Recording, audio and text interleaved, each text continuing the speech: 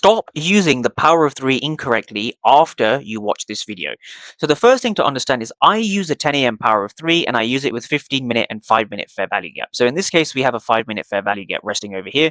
This is an area I want to see price come into. And the reason why is because I want to see how buyers and sellers interact at this area. So if we just continue to play price on, what we are simply looking for is we are looking for buyers and sellers to behave in a certain area over here. So when we go to the regular ATAS platform and we go back to where this was actually in this region over here, right? So what you can see is you see 446 for 107. So I'm not reading all the numbers. I'm just reading the highlighted areas, which this indicator shows you so perfectly, right? So it's a perfect indicator or a platform which tells you how many aggressive buyers and sellers there are. So we have so many sellers over here. Now, these sellers over here, are they rewarded because we're below the 10 a.m. Eastern? Have they been rewarded? Well, the answer is no.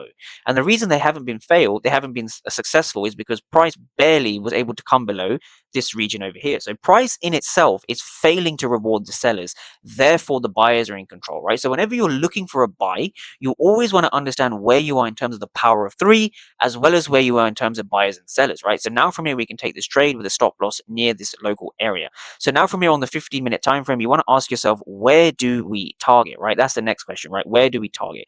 My minimum target is a 1 to 2 risk to reward, but if we just take this trade back up to the 15-minute time frame, on the 15-minute time frame, we will see a much clearer target, which is really all of this trend line liquidity from yesterday, right? From the previous day.